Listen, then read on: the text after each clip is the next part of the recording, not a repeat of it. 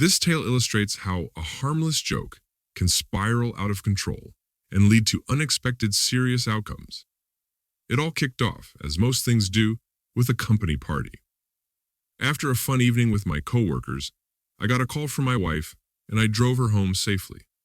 On the way, my loyal companion casually recounted how the night had gone. We ate, drank, and then the contests with the WS started. I even won a certificate. There were fun games like charades, all sorts of things, really. Everyone had a blast. I got to see the guys in a new light, and it was awesome that we all gathered for more than just drinks.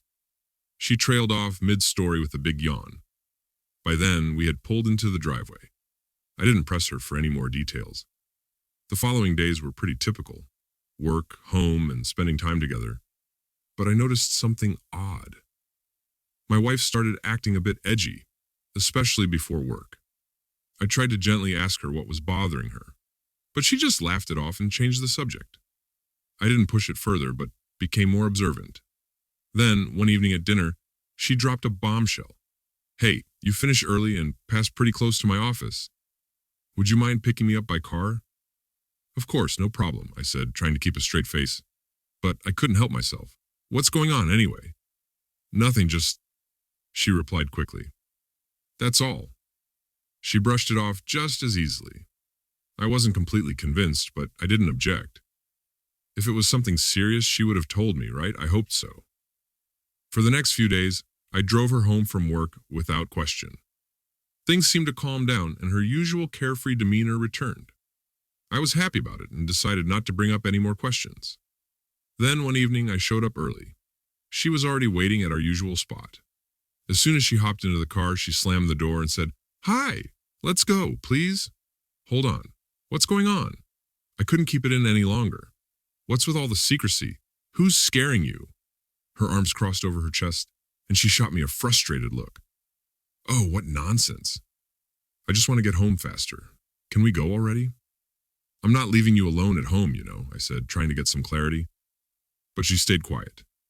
This whole situation was starting to annoy me, and I had to get to the bottom of it. When we got home, she rushed inside, and as I followed her, there was a sudden knock on the door. Someone was impatient, and they weren't about to take no for an answer.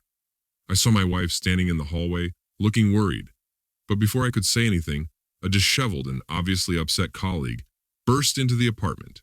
"I can't take it anymore. I've waited too long. You promised, and I won't be just entertainment for you," he shouted, bursting into the apartment. I quickly put my hand on his chest to stop him. "What are you doing here?" I asked.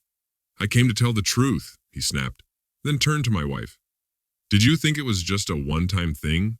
You slept with me, and now I'm supposed to calm down. This is all I need from you. I love you, and I won't back off." That was when my patience finally snapped. I wanted to get the details from my wife's clueless boyfriend. So I shoved him out into the hallway, grabbed my pale wife by the hand, and dragged her to the kitchen, sitting her down at the table. She didn't resist. She just cried and couldn't find the words. It took about half an hour before she could speak clearly. It turned out that at the corporate party, they'd played Truth or Dare, and someone had dared her to kiss this colleague.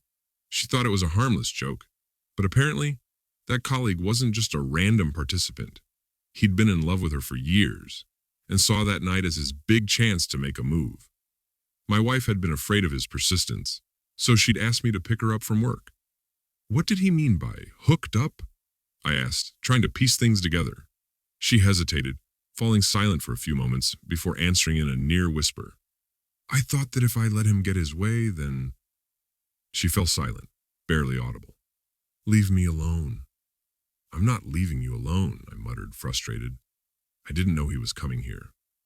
"I'm sorry, I didn't know what to do, how to get rid of him," she stammered.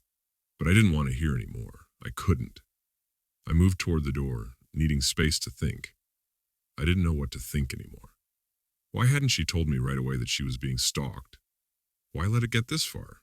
Had she changed, and what did she expect anyway? I didn't know how to process it. I left and stayed with friends for a couple of days. I couldn't bring myself to forgive him or her. I tried to reason it out, make excuses, but in the end, betrayal is still betrayal. That's just the way life works sometimes, friends. What started as a silly game ended in a tangled mess of resentment and confusion. It could have been so much easier if she'd just been honest from the start. Or maybe I should have trusted her less. Who knows? But one thing's for sure. This experience will definitely serve as a tough life lesson for me. Cheating Secrets podcasts like me